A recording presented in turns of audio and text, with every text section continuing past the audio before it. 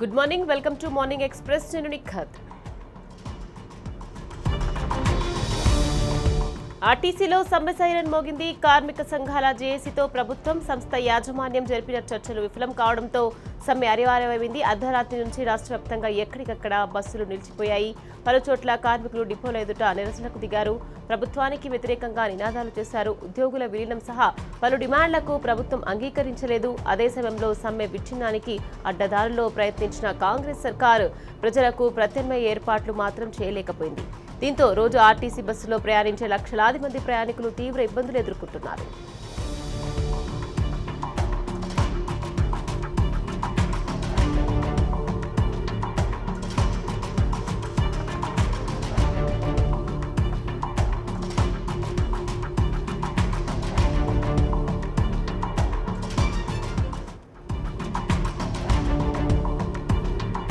RTC యాజమాన్యం ఆగమేఘాలపై JAC ప్రతినిధులను చర్చలకు పిలిచింది.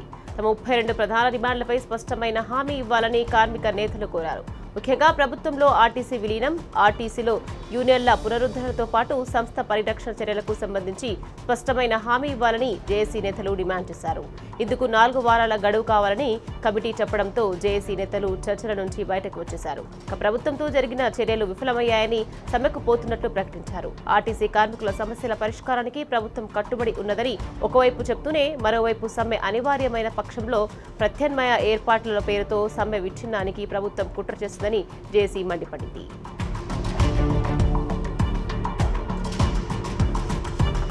ఆర్టీసీని ప్రభుత్వంలో విలీనం చేసే అంశంపై సర్కారు మొదటి నుంచి విముఖత ప్రదర్శిస్తున్నది. ఎన్నికల వేళ ఇచ్చిన హామీలను తుంగలో తొక్కి కమిటీల పేరుతో కాలయాపన చేస్తున్న ప్రభుత్వ తీరుపై కార్మిక లోకం భగ్గుమన్నది. సమస్యల పరిష్కారానికి మరో 4 వారాల గడువు కావాలని కమిటీ కోరడాన్ని జేఏసీ తిరస్కరించింది. చర్చలో తమ 32 ప్రధాన డిమాండ్లపై స్పష్టమైన హామీ లభించలేదని కార్మిక నేతలు అసంతృప్తి వ్యక్తం చేశారు. ప్రభుత్వం ఉత్తుత్తి హామీలు ఇస్తే వెనక్కి తగ్గేది లేదని, సమస్యలు పరిష్కరించే వరకు సమ్మెను కొనసాగిస్తామని JAC chairman Venkanna, co convener Thomas Reddy స్పష్టం చేశారు. నష్టాల్లో ఉన్న మెట్రోను ప్రభుత్వ పరం చేయాలని చూస్తున్నారని, కానీ ఆర్టీసీని మాత్రం పట్టించుకోవడం లేదని ఆవేదన వ్యక్తం చేశారు.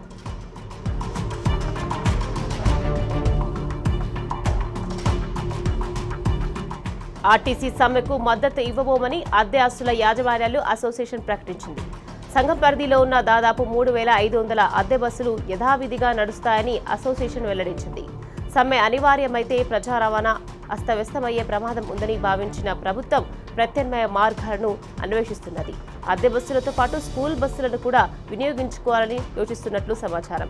ఈ దశలో ఆర్టీసీ జేఏసీ నేతలు మాత్రం రాష్ట్ర వ్యాప్తంగా అన్ని డిపోలను సమ్మెకు సమాయత్తం చేశారు. నెల 27న తెలంగాణ భవన్లో బీఆర్ఎస్ పార్టీ ప్రత్యేక సమావేశం జరగనుంది. 27 నాడు మధ్యాహ్నం 2 గంటలకు పార్టీ అధినేత కేసీఆర్ అధ్యక్షతన బీఆర్ఎస్ పార్టీ రజతోత్సవ సంబరాల ముగింపు సందర్భంగా ప్రత్యేక సమావేశం ఏర్పాటు చేశారు. ఈ సమావేశంలో పార్టీ సంస్థాగత నిర్మాణం, సభ్యతుల పునరుద్ధరణ తదితర రాజకీయ అంశాలపై చర్చ జరుగుతోంది. పార్టీ రాష్ట్ర కార్యవర్గ సభ్యులు, పార్టీ జిల్లాల అధ్యక్షులు, అనుబంధ సంఘాల అధ్యక్షులు, పార్లమెంటు సభ్యులు, శాసనమండలి సభ్యులు, శాసనసభ సభ్యులు, మాజీ ఎమ్మెల్సీలు, మాజీ ఎమ్మెల్యేలు, మాజీ కార్పొరేషన్ చైర్మన్లు, మాజీ జిల్లా పరిషత్ చైర్మన్లు ఈ సమావేశానికి ఆహ్వానించారు. ఈ మేరకు పార్టీ వర్కింగ్ ప్రెసిడెంట్ కేటీఆర్ ప్రకటన విడుదల చేశారు.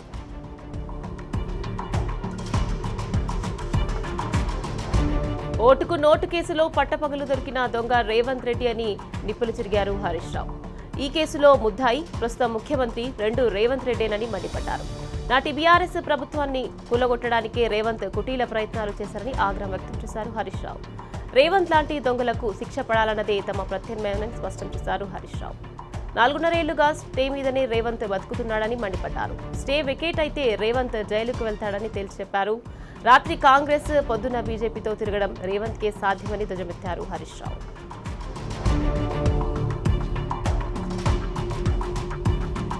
నిప్పుతో గేమ్ ఆడితే ఇలాగే ఉంటుంది మరి అని రేవంత్ కు సూటిగా సురుకు పెట్టారు మాజీ మంత్రి హరీష్ రావు. జగిత్యాల సభలో కేసీఆర్ మాట్లాడే టైంకే తాము కూడా మాట్లాడి బిల్డప్ ఇద్దామనుకున్న రేవంత్ రెడ్డి బొక్కబోర్ల పడ్డాడన్నారు. కేసీఆర్ స్పీచ్ ను అమెరికాలోని తెలంగాణ బిడ్డలు కూడా లైవ్ లో చూస్తే రేవంత్ బలుపు మాటలను గల్లీలో పోరడు కూడా దేకలేదని మండిపడ్డారు.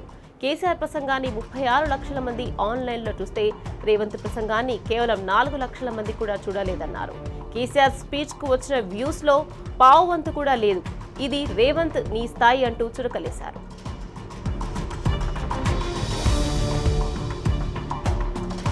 తెలంగాణ జీవనాడి మేడిగడ్డ అని బీఆర్ఎస్ ప్రధాన కార్యదర్శి తాటిపర్తి జీవన్ రెడ్డి అన్నారు. 30 నెలల నుంచి లేనిది జగిత్యాలలో ప్రజా ఆశీర్వాద సభతో రేవంత్ రెడ్డికి మేడిగడ్డ గుర్తొచ్చిందా అని ప్రశ్నించారు. సీఎం రేవంత్ నిద్ర లేచినట్టు నటిస్తున్నారని ఫైర్ అయ్యారు.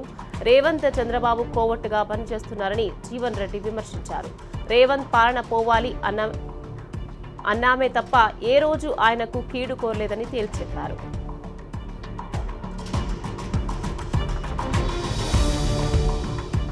సీఎం రేవంత్ పతనం ప్రారంభమైందని మాజీ మంత్రి కొప్పుల ఈశ్వర్, మాజీ ఎమ్మెల్యే విద్యాసాగర్ రావు అన్నారు. రేవంత్ అహంకారంతో మాట్లాడుతున్నారని మండిపడ్డారు. ప్రజాక్షేత్రంలో ఆయనకు భంగపాటు తప్పదని హెచ్చరించారు. రేవంత్ ను జనం ఆల్రెడీ ఉరితీశారని జగిత్యాల జెడ్పీ మాజీ చైర్మన్ దావా వసంత అన్నారు. ఆయన కొన ఊపిరితో కొట్టుమిట్టాడుతున్నారని అన్నారు.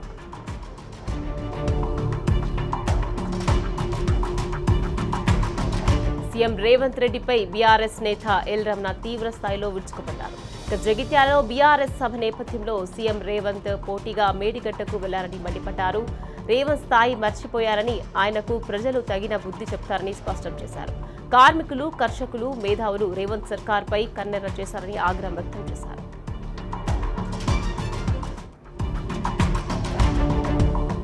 ఏ పార్టీ అధికారంలో ఉంటే అందులో చేరడం తుమ్మల నాగేశ్వరరావుకు అలవాటని విమర్శించారు మాజీ మంత్రి పువ్వాడ అజయ్ కుమార్. రుణమాఫీ గురించి అడిగితే బాధ్యత గల మంత్రిగా సమాధానం ఇవ్వాల్సింది పోయి నోరు పారేసుకోవడం తుమ్మల అహంకారానికి నిదర్శనమన్నారు. బీఆర్ఎస్ హయాంలోనే సీతారామ ప్రాజెక్టును 93% పూర్తి చేశామని, దీన్ని నిరూపించేందుకు తాము సిద్ధమన్నారు ఎమ్మెల్సీ తాతమధు. ఇప్పటికైనా తుమ్మల తన నియోజకవర్గ అభివృద్ధి పట్టించుకోవాలని బీఆర్ఎస్ నేతలు సూచించారు.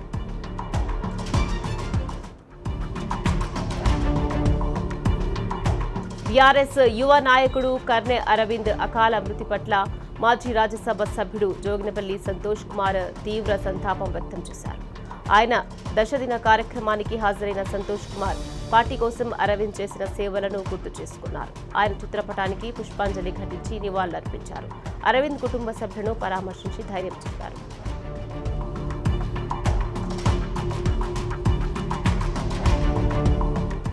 పెద్దపల్లి జిల్లా సుల్తానాబాద్లో కాంగ్రెస్ నేతల మధ్య ఫ్లెక్సీల రగడ చోటు చేసుకుంది. సొంత పార్టీ నేతలే కాంగ్రెస్ ఫ్లెక్సీని కత్తులుచించి పాడేశారు.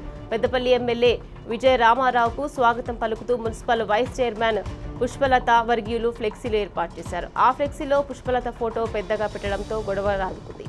దీంతో కొందరు ఫ్లెక్సీ చింపేశారు. దీంతో చైర్మన్, అతడి అనుచరులపై పుష్పలత పోలీస్ స్టేషన్లో ఫిర్యాదు చేశారు.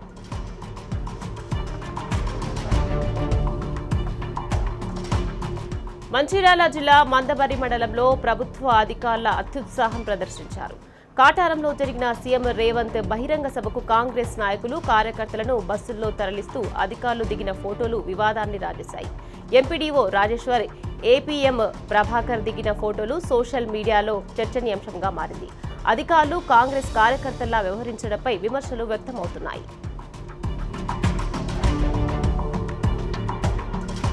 జీహెచ్ఎంసీ అధికారులు, కాంట్రాక్టర్ల మధ్య సమన్వయ లోపం వల్ల పలు బస్తీల వాసులు తీవ్ర ఇబ్బందులు గురవుతున్నారు. బీఆర్ఎస్ నేత మన్నె గోవర్ధన్ రెడ్డి అన్నారు. దీనివల్ల నాలాలు పొంగిపొర్లి రోడ్లమీకి నీరు ప్రవహిస్తుందని అన్నారు.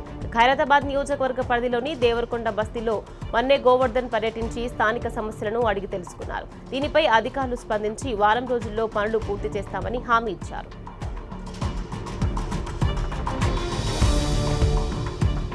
రాష్ట్రంలో ఉద్యోగుల బదిలీలపై నిషేధం ఎత్తివేసింది ప్రభుత్వం. ఈ మేరకు జీఓఎంఎస్ M38 జారీ చేసింది సర్కార్. మే 1వ తేదీ నుంచి 31 వరకు ఉద్యోగుల బదిలీలకు అనుమతిచ్చింది. దీంతో ఒకే చోట 3 ఏళ్లు పనిచేసిన ఉద్యోగుల బదిలీకి అనుమతి లభించింది. గరిష్టంగా 40% ఉద్యోగుల బదిలీలకు పరిమితం కానుంది. జూలై 1 నుంచి మళ్లీ ఉద్యోగుల బదిలీలపై నిషేధం అమల్లోకి రానుంది.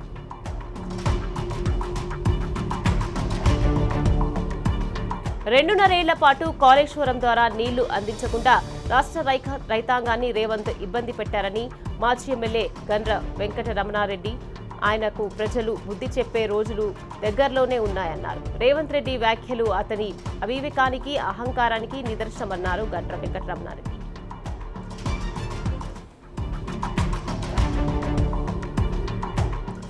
తెలంగాణ మీద నుంచి రాయలసీమ వరకు ఏర్పడిన ఆవర్తన ప్రభావంతో నగర వాతావరణం కొంత చల్లబడింది. దీంతో ఉష్ణోగ్రతలు స్వల్పంగా తగ్గుముఖం పట్టాయి. నగరంలో గరిష్టంగా 39, కనిష్ట 30 డిగ్రీలు, గాలిలో తేమ 25% నమోదైనట్లు హైదరాబాద్ వాతావరణ కేంద్రం వెల్లడించింది. ఆవర్తన ప్రభావంతో రాగల మరో 2 రోజుల్లో గ్రేటర్లోని పలు చోట్ల ఉరుములు, మెరుపులు, ఈదురుగాలతో కూడిన తేలికపాటి నుంచి మోస్తారు వర్షాలు కురిసే అవకాశాలున్నట్లు అధికారులు వెల్లడించారు. ఈ మేరకు నగరానికి ఎల్లో అలర్ట్ హెచ్చరికలు జారీ చేశారు.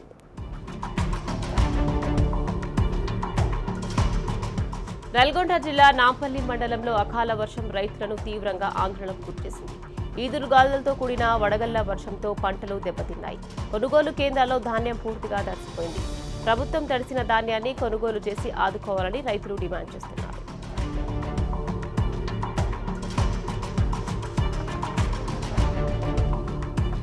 జోగులాంబ, గద్వాల్ జిల్లా ఐజా, వడ్డేపల్లి, ఇడిక్యాల, రాజోలి మండలాల్లో భారీ వర్షం కురిసింది. పలు చోట్ల వడగళ్ల వాన పడింది. కొనుగోలు కేంద్రాల దగ్గర ఉన్న మొక్కజొన్న పంటలు తడుస్తుందని రైతులు ఆందోళన వ్యక్తం చేస్తున్నారు. పంటను కొనేందుకు ప్రభుత్వం వివిధ కారణాలతో కాలయాపన చేస్తుందని, వెంటనే కొనుగోలు చేయాలని రైతులు డిమాండ్ చేస్తున్నారు.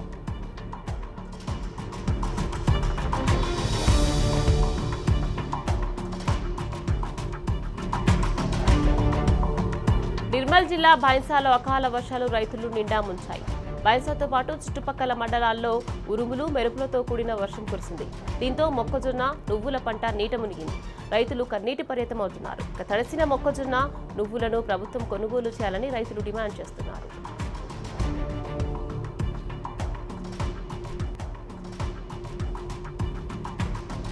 కామారెడ్డి తాడ్వాయి మండల కేంద్రంలో జొన్న, మొక్కజొన్న పంటలను కొనుగోలు చేయాలని భారతీయ కిసాన్ సంఘ్ ఆధ్వర్యంలో రైతులు మహాధర్నా నిర్వహించారు. రాష్ట్ర ప్రభుత్వానికి వ్యతిరేకంగా నినాదాలు చేశారు. ఎన్నికల సమయంలో ఇచ్చిన హామీల ప్రకారం పంటలకు మద్దతు ధర ఇవ్వాలని డిమాండ్ చేశారు.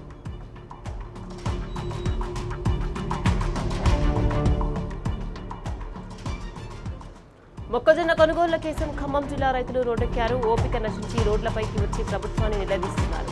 ఆరుగాలం శ్రమించి పండించిన పంట అకాల వర్షాలకు దెబ్బతింటుంటే కన్నీటి పర్యటన అవుతున్నారు. ఇప్పటికైనా వైరా, కొనిచెర్ల, తిరుమలపాలెం అన్నదాతలు ధర్నా నిర్వహించారు. తల్లాడ మండలంలో బీఆర్ఎస్ నేతృత్వంలో రైతులు రోడ్డెక్కి నిరసన తెలిపారు. మాజీ ఎమ్మెల్యే సండ్ర వెంకట వీరయ్య ఈ ధర్నాకు హాజరై రైతులకు సంఘీభావం తెలిపారు.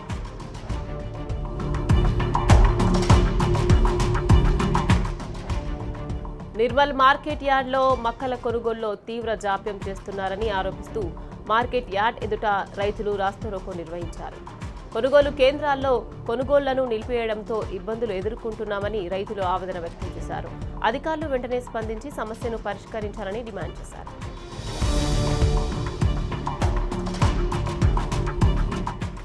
ఆదిలాబాద్ జిల్లా జైనద్ వద్ద జాతీయ రహదారిని రైతులు దిగ్బంధించి ఆందోళన నిర్వహించారు. తాము పండించిన ప్రతి గింజను ప్రభుత్వం కొనేంత వరకు ధర్నాలు, నిరసనలు, కార్యక్రమాలు చేపడతామని బీఆర్ఎస్ పార్టీ నేతలు హెచ్చరించారు. వెంటనే శనగలు కొనుగోలు చేయాలంటూ డిమాండ్ చేశారు. ఆందోళన చేస్తున్న అఖిలపక్ష నాయకులను అరెస్ట్ చేసి పోలీస్ స్టేషన్కు తరలించారు.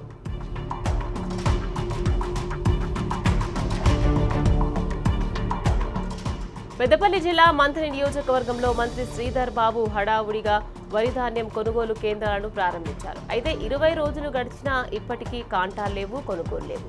ఇక మంథని మండలంలోని ఏక్లాస్ పూర్లోని వరి ధాన్యం కొనుగోలు కేంద్రాల వద్ద 3 వారాల కిందట వడ్లు పోసినప్పటికీ ఇప్పటి వరకు అధికారుల జాడలేదు. ఇక ప్రభుత్వం తమను పట్టించుకోవడం లేదని రైతులు అసహనం వ్యక్తం చేస్తున్నారు.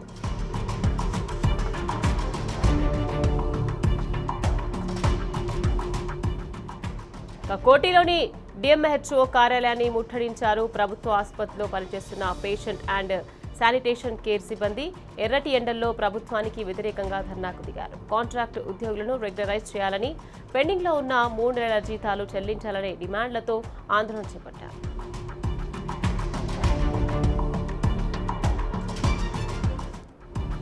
వరంగల్ మట్టెవాడ బొజ్రాయి ప్రాంతానికి చెందిన కానిస్టేబుల్ సంగీత ఆత్మహత్యకు పాల్పడ్డారు. భూపాలపల్లి పోలీస్ స్టేషన్లో ఆమె కానిస్టేబుల్గా విధులు నిర్వహిస్తున్నారు.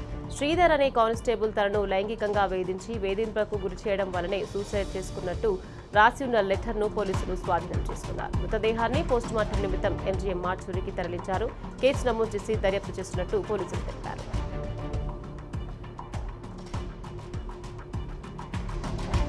హైదరాబాద్ నాచారంలో విషాదం చోటు చేసుకుంది. రీల్స్ వ్యామోహం ఓ బాలుడి ప్రాణం తీసింది.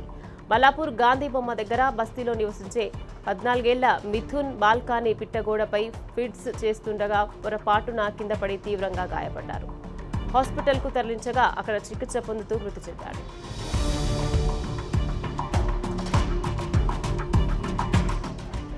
మంచిర్యాల జిల్లా వేమనపల్లి మండలంలో సుమారు 50 కిలోల నకిలీ పత్తి విత్తనాలను పోలీసులు పట్టుకున్నారు. మహారాష్ట్ర నుంచి ప్రాణహిత నది మీదుగా తెలంగాణలోని వివిధ ప్రాంతాలకు నకిలీ విత్తనాలను సరఫరా చేస్తున్నారు. మొత్తం 4గురిపై కేసు నమోదు చేశారు పోలీసులు.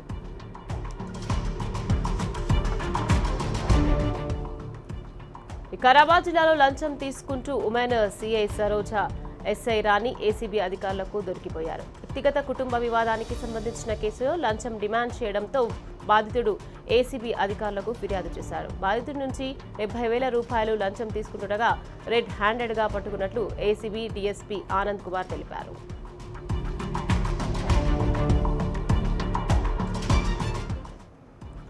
ములుగు జిల్లా తాడ్వాయి మండలం కాల్వపల్లి గ్రామానికి చెందిన మాజీ మావోయిస్టు రాష్ట్ర కార్యదర్శి బడే చొక్కారావు అలియాజ్ దామోదర్ 30 ఏళ్ల తర్వాత తన స్వగ్రామం కాలపల్లిలో అడుగుపెట్టి తల్లిని కలిశారు. ఆపరేషన్ ఖగార్ నేపథ్యంలో 2 నెలల క్రితం తెలంగాణ డీజీపీ శివధర్ రెడ్డి ఎదుట సహచరులతో ఆయన లొంగిపోయారు.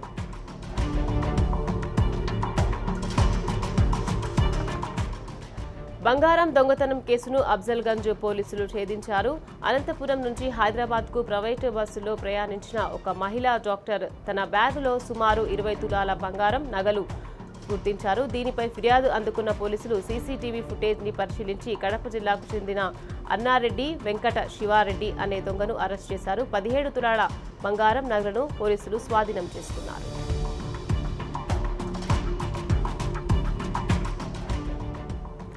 సూర్యాపేట జేజే నగర్లో 4 రోజుల క్రితం హత్యకు గురైన ఇరుగు పాపమ్మ అనే వృద్ధురాలి మృతి కేసులో నిందితుడు శివకోటి సైదాచారిని పోలీసులు అదుపులోకి తీసుకున్నారు.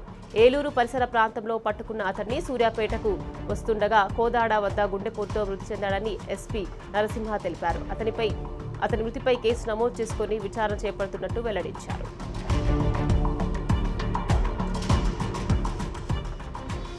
జనన ధృవీకరణ పత్రం జారీ చేసేందుకు 25,000 రూపాయల లంచం తీసుకుంటూ నారాయణపేట ఆర్డీఓ రామచందర్ నాయక్ ఏసీబీ అధికారులకు రెడ్ హ్యాండెడ్గా పట్టుబట్టారు. 5గురికి చెందిన బర్త్ సర్టిఫికేట్లు ఇచ్చేందుకు ఒక్కొక్కరి వద్ద 5,000 రూపాయలు డిమాండ్ చేశారు. మొత్తం 25,000 లంచం తీసుకుంటుండగా ఏసీబీ అధికారులు పట్టుకున్నారు.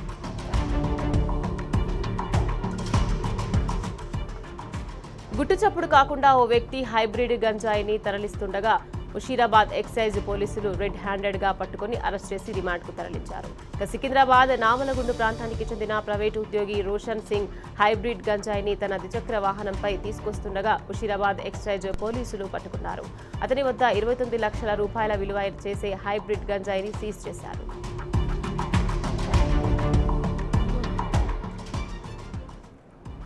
ఖమ్మం జిల్లా పెనుబల్లి మండలం మండలపాడు గ్రామంలో విషాదం చోటు చేసుకుంది. ఇటుకల తయారీ కోసం ఇటుక బట్టి యాజమాని స్వయంగా ట్రాక్టర్తో మట్టి దుమ్ము చేస్తుండగా ప్రమాదవశాత్తు ట్రాక్టర్ అదుపు తప్పి తిరగబడింది. ఇక ప్రమాదంలో ఇటుక బట్టి యాజమాని మల్లాపు బాజార్ మట్టిలో కూరుకుపోయి అక్కడికక్కడే మృతి చెందాడు.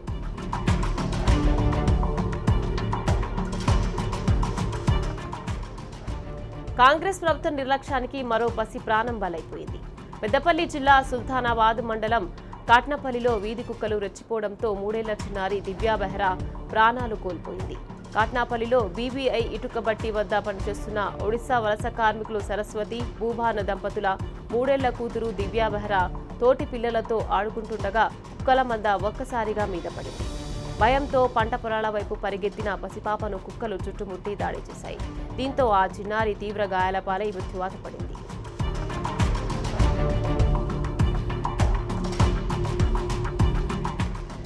ప్రధాని మోదీ ఉగ్రవాది అంటూ సంచలన వ్యాఖ్యలు చేశారు కాంగ్రెస్ అధ్యక్షుడు మల్లికార్జున ఖర్గే.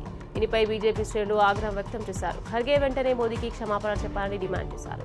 తమ వ్యాఖ్యలు వివాదాస్పదం కావడంతో స్పందించిన ఖర్గే తాను ఎప్పుడు మోదీని ఉగ్రవాది అని అనలేదని, ప్రజలు రాజకీయ పార్టీలను ఆయన భయభ్రాంతులకు గురి చేస్తున్నారనే చెప్పారని స్పష్టం చేశారు.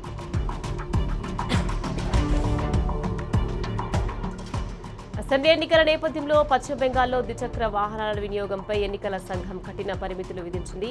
రాత్రిపూట బైకుల సంచారాన్ని నిషేధించడంతో పాటు ఏ పార్టీ కూడా బైక్ ర్యాలీలు నిర్వహించరాదని, పగలు డబుల్స్ ప్రయాణం చేయరాదని ఉత్తర్వులు జారీ చేసింది. స్వేచ్ఛాయుతంగా, శాంతియుతంగా ఎన్నికలు నిర్వహించేందుకు ఈ చర్యలు చేపట్టినట్టు తెలిపింది. అయితే వైద్యపరమైన అత్యవసర పరిస్థితి, కుటుంబ వేడుకలు, పిల్లలను స్కూల్లో దింపడం, తీసుకుని రావడం వంటివి మినహాయింపు ఇచ్చింది.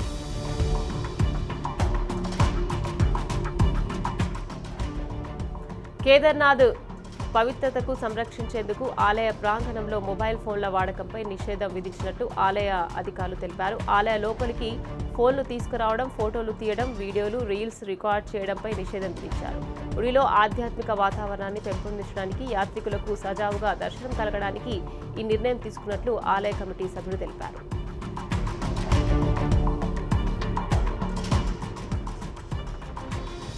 పెళ్లి చేసుకోవడన్న అనుమానంతో కర్ణాటకలోని బెంగళూరులో ఓ యువతి పట్టపగలు ప్రియుడిపై ఘాతుకానికి పాల్పడింది. ప్రేమ్ ప్రపోజల్ పేరుతో ప్రియుడి కండ్లకు గంతలు కట్టి కుర్చీకి కట్టేసి అతడికి నిప్పటించి హతమార్చింది. బెంగళూరులో ఓ టెలికాం స్టోర్లో పనిచేసే కిరణ్, ప్రేరణ ప్రేమించుకుంటున్నారు. ఈ క్రమంలో కిరణ్ను ఇంటికి పిలిపించుకున్న ప్రేరణ వెరైటీగా ప్రపోజ్ చేస్తానంటూ దారుణానికి పాల్పడింది. కిరణ్ కేకలు వేస్తున్నా ఏమాత్రం చలించని ఆమె ఆ దృశ్యాన్ని సెల్ఫోన్లో రికార్డ్ చేసింది. కిరణ్ పెడుతున్న అరుపులు విన్న వచ్చిన చుట్టుపక్కల వారు పోలీసులకు సమాచారం ఇచ్చారు. కేసు నమోదు చేసి పోలీసులు ప్రేరణను అదుపులోకి తీసుకుని విచారిస్తున్నారు.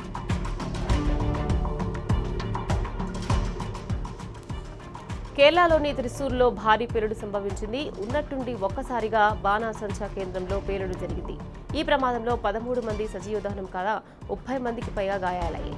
పెద్ద ఎత్తున మంటలు చెలరేగడంతో చుట్టుపక్కల వారు పరుగులు తీశారు. ఘటనా స్థలంలో సహాయక చర్యలు కొనసాగుతున్నాయి. మృతుల సంఖ్య మరింత పెరిగే ఛాన్స్ కనిపిస్తుంది.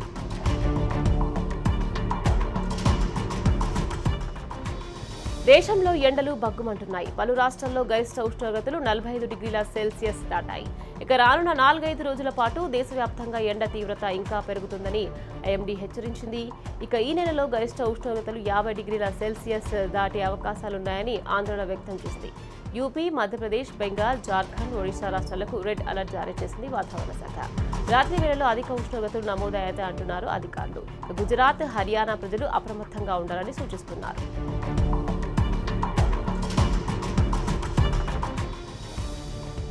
5 రాష్ట్రాల అసెంబ్లీ ఎన్నికలు చివరి దశకు చేరుకున్నాయి. ఇప్పటికే కేరళ, అస్సాం, పుదుచ్చేరిలో పోలింగ్ ప్రక్రియ ముగియగా ఇక తమిళనాడు, పశ్చిమ బెంగాల్లో ఎన్నికల ప్రచారానికి తెరపడింది.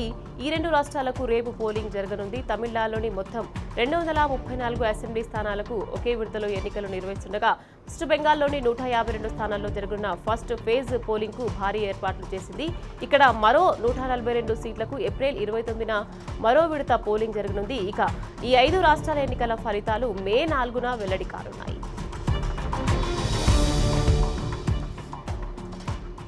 ఇది ఇవాల్టి morning express. Keep watching tea news.